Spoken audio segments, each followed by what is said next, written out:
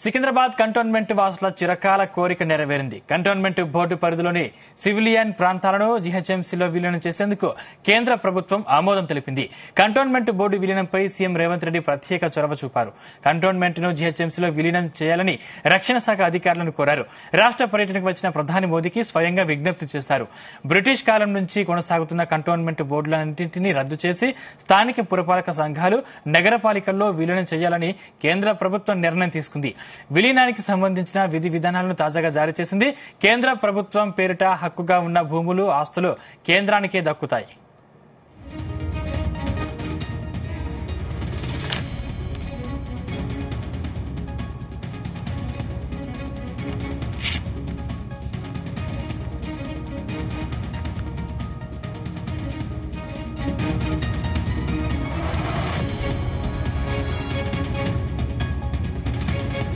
ఇదే అంశానికి సంబంధించిన మరింత పూర్తి సమాచారం మా ప్రతినిధి శ్రీచరణ్ అందిస్తారు. శ్రీచరణ్.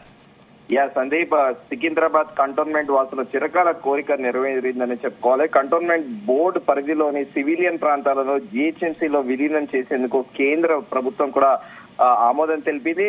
నిన్న డిఫెన్స్ సెక్రటరీ గిరిధర్ అర్మాని ఐఏఎస్ ఆధ్వర్యంలో కూడా వివిధ రాష్ట్రాలకు చెందిన కంటోన్మెంట్ భూములు, డిఫెన్స్ కి చెందిన భూములు ఎక్కడెక్కడైతే ఉన్నాయో ఆ రాష్ట్రాల చీఫ్ సెక్రటరీలతో జరిగిన వీడియో కాన్ఫరెన్స్ లో కూడా ఈ నిర్ణయం తీసుకున్నారు. దీంతో పాటు మన రాష్ట్రంతో పాటు కర్ణాటక, రాజస్థాన్, జార్ఖండ్ కూడా పలు రాష్ట్రాలు కూడా ఉన్నాయి. సో ఎప్పటి నుంచో కూడా ప్రభుత్వం కూడా మొదటి నుంచి కూడా కాంగ్రెస్ ప్రభుత్వం ఏర్పాటైనప్పటి నుంచి కూడా ఢిల్లీ వెళ్లి పదే పదే కూడా అభ్యర్థిస్తూ వస్తోంది. సో ఈ నేపథ్యంలో కంటోన్మెంట్ బోర్డు విలీనంపై సీఎం రేవంత్ రెడ్డి ప్రత్యేక చొరవ చూపారని చెప్పుకోవాలి. కంటోన్మెంట్ ని జీహెచ్ఎంసీలో విలీనం చేయాలని రక్షణ శాఖ అధికారులను కూడా పలుమార్లు కోరారు. రాష్ట్ర పర్యటనకు వచ్చిన ప్రధాని మోదీకి కూడా స్వయంగా అప్పట్లో కూడా ముఖ్యమంత్రి రేవంత్ రెడ్డి విజ్ఞప్తి చేశారు. బ్రిటిష్ కాలం నుండి కొనసాగుతున్న కంటోన్మెంట్ బోర్డులన్నీ రద్దు చేసి స్థానిక పురపాలక మున్సిపాలిటీ తో పాటు నగర పాలికల్లో కూడా విలీనం చేయాలని కూడా కేంద్ర ప్రభుత్వం నిర్ణయించింది. విలీనానికి సంబంధించిన విధి విధానాలను కూడా గైడ్ లైన్స్ కూడా డిఫెన్స్ సెక్రటరీ కూడా government of India defence department జారీ చేసింది. కేంద్ర ప్రభుత్వం పేరిట హక్కుగా ఉన్న భూములు, ఆస్తులన్నీ కూడా కేంద్రానికే దక్కుతాయి.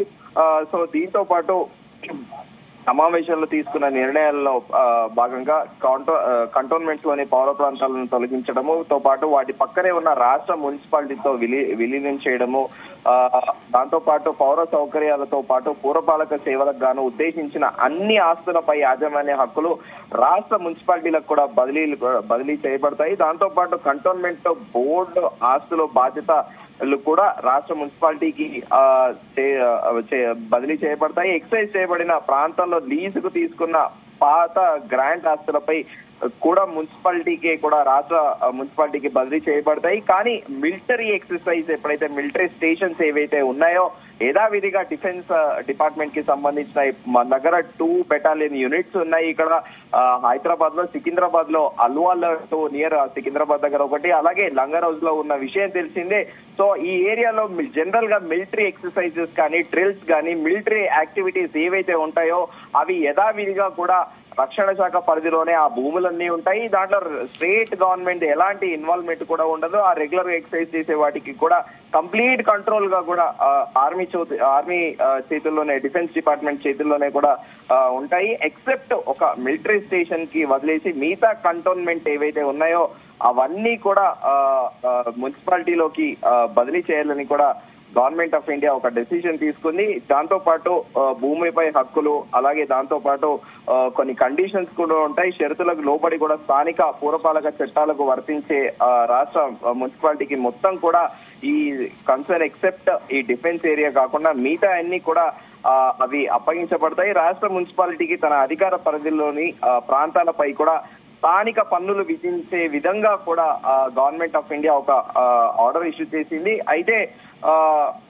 ప్రాంతాలను వేరు చేస్తున్నప్పుడు, అంటే ఇప్పుడు డీలిమిటేషన్ చేస్తున్నప్పుడు, సో కంటోన్మెంట్ ఏరియా పరిధిలోని డిఫెన్స్ ల్యాండ్స్ ఏవైతే ఉన్నాయో అవన్నీ కూడా కన్సర్న్ గా వాటిని యథావిధిగా కూడా అవి డిఫెన్స్ కంట్రోల్లోనే ఆ కన్సర్న్ గా ఉంటాయి. భూములు, వ్యవసాయ లీజులు మొదలైనవి కూడా మిలిటరీ స్టేషన్ కి ఎలాంటి భద్రతకు విఘాతం కలగకుండా కూడా దీని గురించి ప్రత్యేకంగా కూడా ఒక గైడ్ లైన్స్ ఫ్రేమ్ చేశారు. సో ఎట్టకేలకు ఇన్నాళ్ళుగా కూడా అక్కడ స్థానిక ప్రజలు కానీ పౌరులు కానీ ఏదైనా అప్లై చేసుకోవాలన్నా కూడా ఖచ్చితంగా NOC no objection certificate cantonment board నుంచి తీసుకోవాల్సిన పరిస్థితి ఏర్పడింది. దాదాపు 75 ఏళ్ల పైగా కూడా ఇదే తంతు కొనసాగుతూ వస్తుంది. ఎట్టికేలకు రాష్ట్ర ప్రభుత్వం పరిధిలోకి కూడా ఈ కంటోన్మెంట్ ఇన్నాళ్లు కూడా రక్షణ శాఖ పరిధిలో ఉన్న భూములన్నీ కూడా ఇప్పుడు స్వేచ్ఛ వాయులు పీల్చుకొని ఉన్నాయి. ఎందుకంటే ఇప్పటి నుంచి కూడా సివిలియన్స్ ఎవరైతే ఉన్నారో వాళ్ళందరూ కూడా ఇంజనరల్ గా ఇల్లు కట్టుకోవాలన్నా కూడా ఇప్పుడు ఎన్ఓసి కంటోన్మెంట్ కాకుండా నేరుగా మున్సిపాలిటీ నుంచే జిహెచ్ఎంసీ నుంచి కూడా పర్మిషన్ తీసుకోవచ్చు. Sandeep, right, thank you Sricharan.